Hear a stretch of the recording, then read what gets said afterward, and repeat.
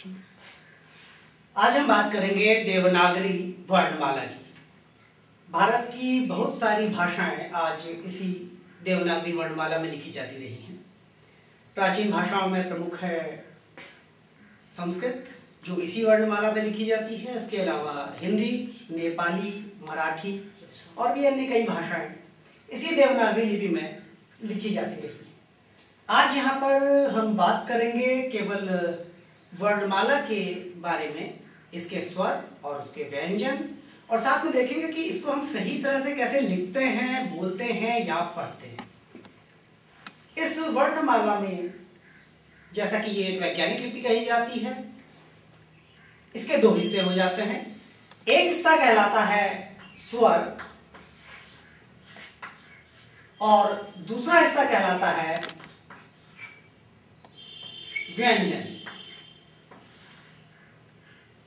स्वर जिसको हम अंग्रेजी में वॉवेल, व्यंजन जिसको हम अंग्रेजी में कॉन्सोनेंट कहते हैं। पहले हम यहां बात करेंगे स्वरों की।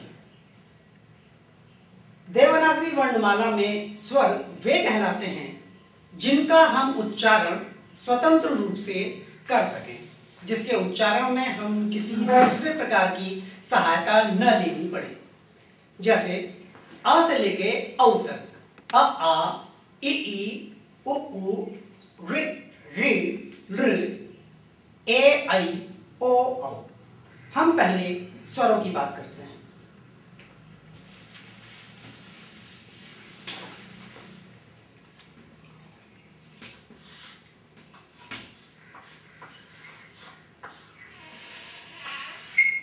स्वर। देवनागरी वर्णमाला के स्वर मोटे तौर पर दो प्रकार के हैं, एक लघु, दूसरे दीर्घ। हिंदी में हम इन्हीं दो का प्रयोग करते हैं। वैसे संस्कृत में इनके प्लुत रूप का भी प्रयोग किया जाता है, वो यहां पर हमारा विषय नहीं है। हम केवल ह्रस्व और दीर्घ रूप की बात करेंगे। बहुत साधारण तौर पर अगर हम देखें तो ह्रस्व या लघु स्वर वे हैं जिनको बोलने में एक मात्रा का समय लगता है, और दीर्घ रूप उनको वो हैं जिनके बोलने में उसका 2 गुना समय लगता है। प्लुत में 3 गुना समय लगता है। जैसे वर्णमाला का सबसे पहला स्वर है अ, और फिर इसी का दीर्घ रूप आता है आ, आ। यहां पर एक बहुत बड़ी गलती तब होती है जब कई स्थानों पर इसको छोटा आ और बड़ा आ कहा जाता है। ये छोटा आ या बड़ा आ नहीं है, इसका उच्चारण कम समय लेता है, अ और आ। यदि हम दोनों को आ ही बोलेंगे तो इसके उच्चारण में हम फर्क नहीं कर पाएंगे। तो यह है अ, फिर इसका दीर्घ रूप आ। इसके बाद अगला स्वर आता है इ, और इसी का दीर्घ रूप ई। अ, आ, ई,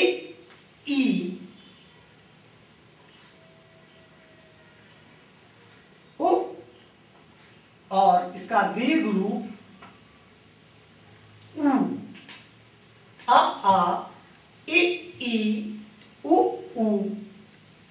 ये प्रारंभिक 6 स्वर हैं। इसके बाद जो एक स्वर आता है, आजकल हिंदी में उसका प्रयोग लगभग खत्म होता जा रहा है। हम यहां पर देवनागरी वर्णमाला की बात कर रहे हैं, तो हम यहां पर वह वर्णमाला प्रयोग कर रहे हैं जो संस्कृत में इस्तेमाल की जाती है।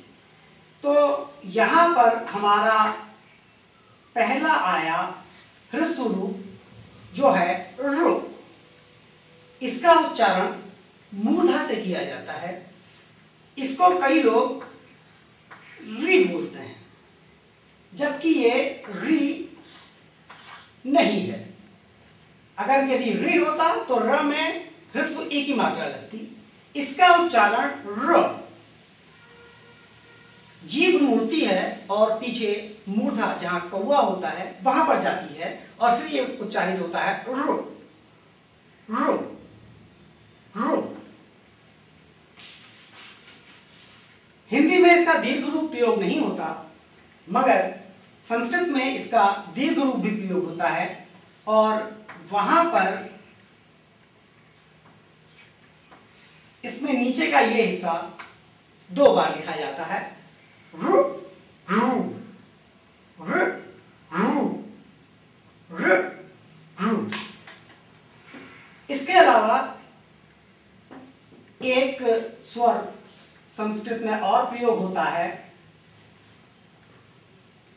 लृ। ये ल में ऋ की मात्रा नहीं है, यह लृ लृ, जीभ आगे दांतों तक छूती है, लृ लृ। यह संस्कृत में एक स्वर है, हिंदी में इसका प्रयोग नहीं किया जाता है।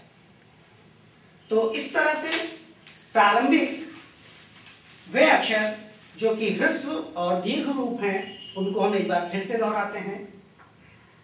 सर्वप्रथम अ और इसी का दीर्घ रूप आ, इ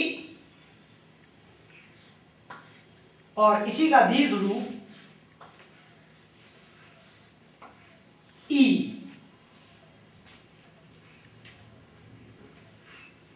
उ और इसका दीर्घ रूप उ,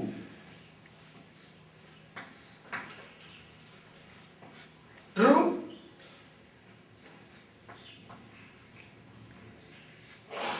ऋ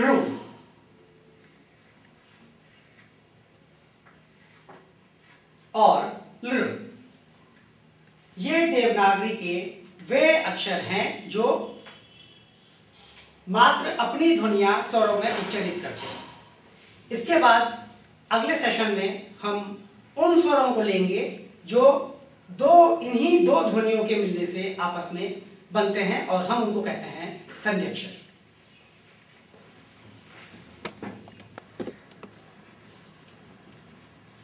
पिछले सेशन में हमने बात की थी स्वरों की, आ इ उ ऋ ऋ लृ। अब हम इसके आगे चलेंगे और बात करेंगे उन स्वरों की जिनको हम संधि अक्षर भी कहते हैं। संधि अक्षर अर्थात वे अक्षर जो 2 अक्षरों के मिलने से बनते हैं। यहां पर हमारे पास 4 अक्षर आते हैं,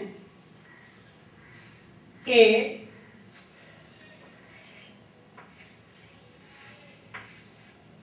आई, ए आई। ये 2 अक्षरों के मिलने से बनते हैं। इनकी ध्वनियां अ और ई के मेल से बनती हैं। अ और ई के मेल से ए और आई होता है। एक स्थान पर द प्रयोग होता है और दूसरे स्थान पर लघु स्वर का प्रयोग होता है। तो इस तरह से इनमें 2-2 स्वर जुड़े हुए हैं, इसलिए ये संधि अक्षर कहलाते हैं। इसी प्रकार से अगले 2 अक्षर होते हैं ओ, आ रहा है नहीं इसके नीचे, ओ औ, ओ औ। ये अ और ई के प्रयोग से बन रहे हैं और ये दोनों अ और उ के प्रयोग से बन रहे हैं। ओ औ, ए आई। इनके वे रूप कैसे हैं ये आगे जब हम इनकी मात्राओं का प्रयोग करेंगे तब हम इनके अगले रूपों को लेंगे। तो इस तरह से हमारे कुल स्वर हो गए आ इ उ ऋ ऋ ऋ, ए आई ओ औ। कुल मिलाकर 13 स्वर।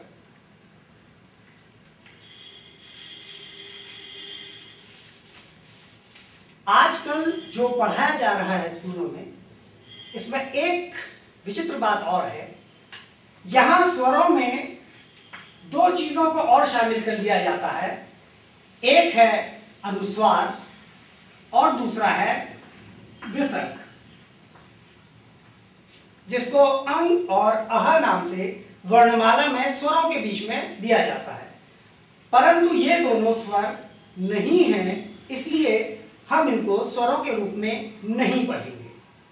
तो हमारी वर्णमाला अ से प्रारंभ होगी स्वरों के लिए और अ से लेकर औ तक चलेगी।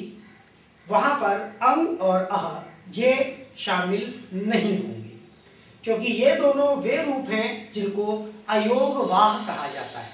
इसके बारे में हम अगले बार में बात करेंगे। तो अब यहां पर हमारे जो स्वर हैं वे समाप्त होते हैं। अब यहां पर आया हमारे स्वरों का द्वितीयक रूप, अर्थात जिसको हम कहते हैं मात्रा। अन्य स्थानों पर जब हम इनको प्रयोग करते हैं, खासतौर से व्यंजनों के साथ, तो इनका रूप बदल जाता है यदि ये व्यंजन के साथ मिश्रित हो जाते हैं। तब यहां पर अ व्यंजन के साथ मिश्रित होने पर उस व्यंजन के हलंत को समाप्त कर देता है। इसके बारे में हम तब बात करेंगे जब हम व्यंजन पर आएंगे। उसके बाद अगला स्वर आता है आ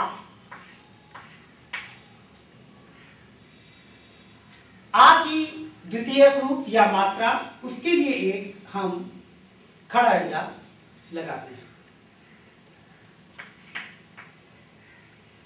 ह्रस्व ई, ह्रस्व ई के लिए हम स्वर के पूर्व से एक मात्रा, व्यंजन के पूर्व एक मात्रा लगाते हैं। दीर्घ ई का रूप यहां पर व्यंजन के दाईं ओर मात्रा के रूप में आता है।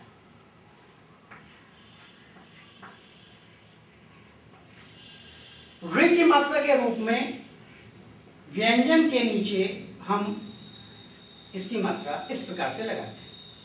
और दूसरा इसी के बीच में हम ले लेते हैं, यदि इसका दीर्घ रूप है, वो हिंदी में प्रयोग नहीं होता इसलिए हम इसको यहीं दिखा देते हैं। अगर इसका दीर्घ रूप है तो उसको यहां पर इस प्रकार से प्रयोग कर लिया जाता है। ऋ का प्रयोग हिंदी में नहीं होता है, इसलिए हम उस ऋ के द्वितीय रूप की बात नहीं कर रहे हैं।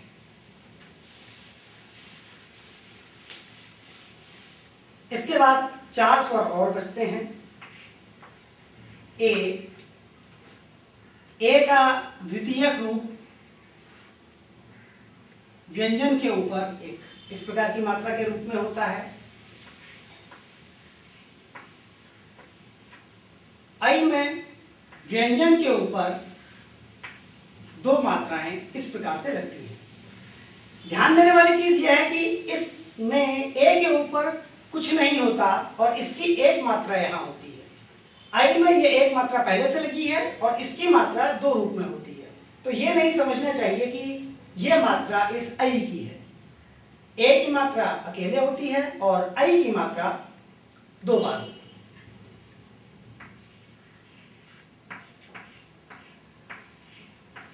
ओ का द्वितीय रूप व्यंजन के बाद आ और ए दोनों की मात्रा को जोड़ के बनता है। नीचे दीर्घ आ है और ऊपर ए की मात्रा है। इसी प्रकार से औ की मात्रा के लिए व्यंजन के साथ अ की मात्रा और उसके ऊपर 2 रूप इनके लग जाते हैं। तो ये हैं व्यंजन और उनके द्वितीय रूप, जिनको हम व्यंजन के साथ स्वरों के जोड़ने पर पाते हैं।